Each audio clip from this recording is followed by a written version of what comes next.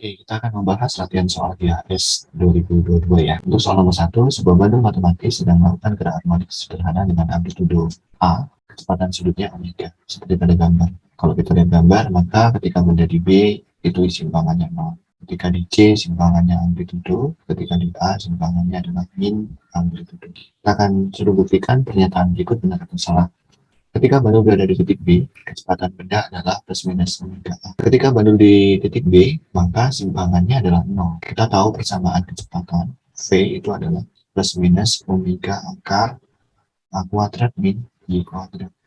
Nah, ketika Y-nya 0, maka kecepatannya adalah plus minus omega A.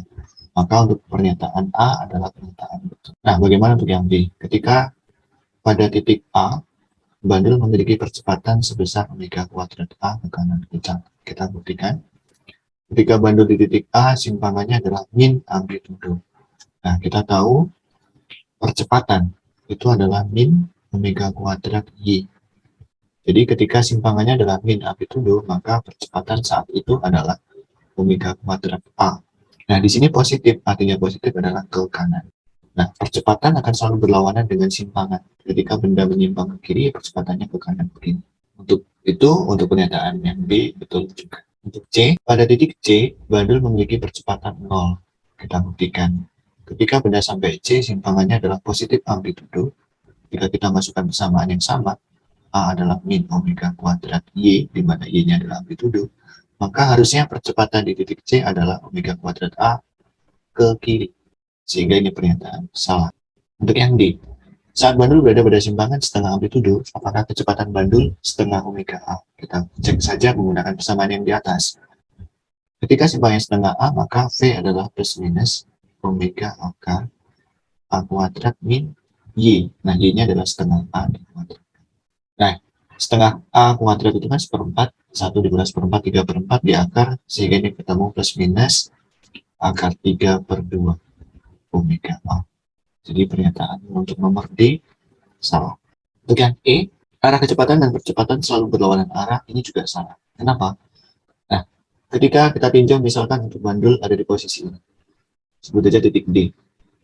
Ketika bandul ada di titik D, kita tahu percepatan akan selalu menuju pusat keseimbangan equilibrium. Itu adalah percepatannya.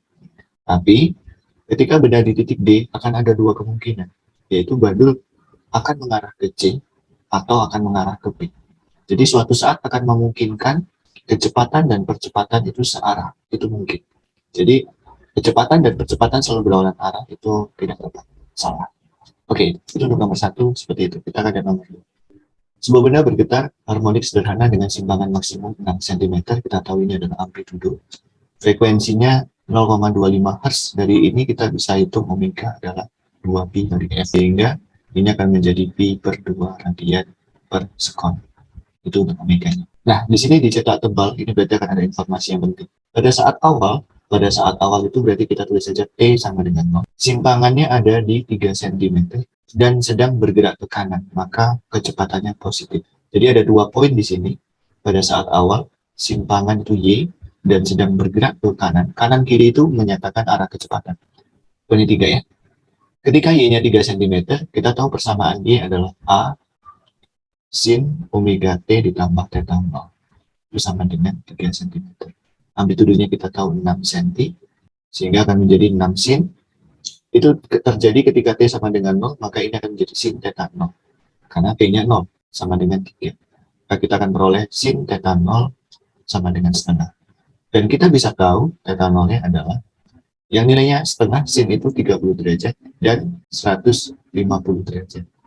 Nah, sekarang kita akan pakai manakah yang memenuhi untuk kondisi yang dicetak tebal ini. Y-nya 3 cm, berarti dari sudut ini 30 dan 150, yang Y itu identik sama sin ya. Ini identik sama sin, sedangkan V identik sama cos. Karena rumus V adalah V itu omega A cos omega T ditambah theta 0. Nah, V akan identik dengan cosinus. Nah, kalau kita lihat Y-nya positif, sin positif, dan cos positif, maka yang memenuhi adalah sudut 30 derajat. Sudut 150 derajat tidak memenuhi karena cos 150 derajat adalah negatif. Sehingga yang kita ambil 30 derajat. Nah, biasanya bentuk GHS, sudut fase itu tidak dalam satuan derajat, tapi diubah dalam radian.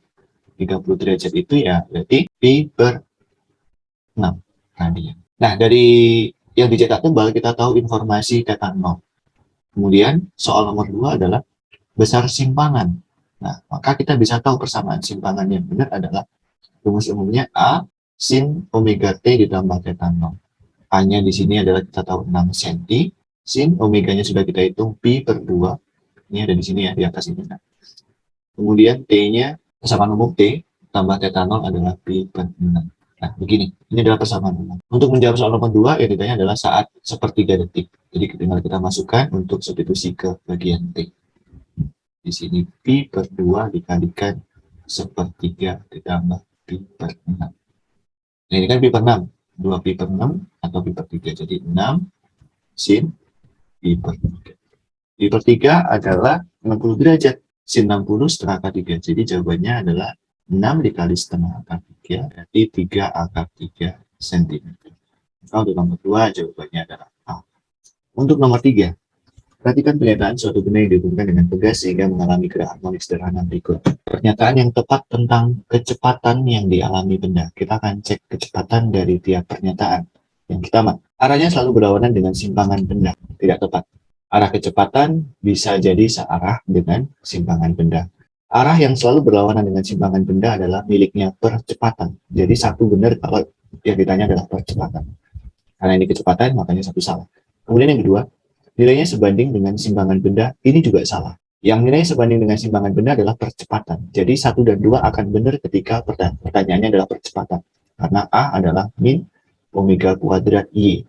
A akan selalu berlawanan dengan Y atau simpangan dan besarnya sebanding atau berbanding lurus. Yang ketiga, saat benda ada di simpangan terjauh, nilainya 0. Ketika benda ada di simpangan terjauh, berarti Y-nya sama dengan A. Kalau kita masukkan rumus V sama dengan plus minus omega akar A kuadrat min Y. Ketika kita masukkan Y sama dengan A, maka akan ketemu jawabannya 0. Jadi 3 betul. Pada saat benda berada di garis keseimbangan, nilainya maksimum. Garis keseimbangan itu berarti Y-nya 0.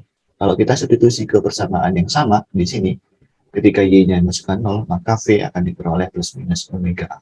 Nah, ini adalah V max. Makanya yang 4 juga benar. Sehingga untuk nomor 3 jawabannya adalah 3 dan 4. Kita akan lanjut ke nomor 4. Sebuah benda melakukan gerak harmonik arah vertikal dengan frekuensi 5 Hz. Tepat saat menyimpang 5 cm di atas titik seimbang, percepatan benda tersebut adalah. Nah, data yang ada adalah frekuensi. Frekuensi 5 Hz kita bisa hitung omega. Berarti di sini 2pi kali 5, 10pi radian per sekon. Itu omeganya. Tepat menyimpang 5 cm di atas titik seimbang. Jadi kalau ini equilibrium, benda ada di sini.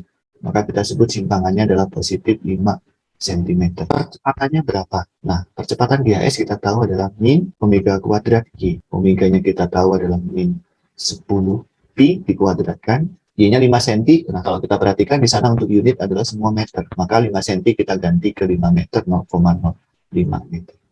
Jadi 0,05 meter. Jadi akan diberi 5 pi kuadrat meter per sekon kuadrat. Nah, inilah jawabannya untuk nomor 4. Sekarang kita akan cek.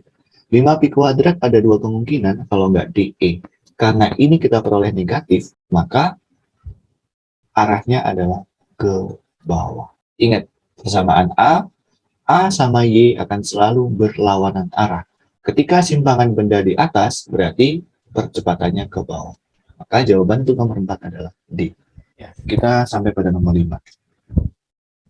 Sebuah benda M diikat pada 2 pegas, masing-masing konstantanya K dan 2K. Nah, untuk soal ini kan nggak begitu kelihatan, ya kita anggap aja yang kiri kita sebut konstantanya K, yang ini 2K.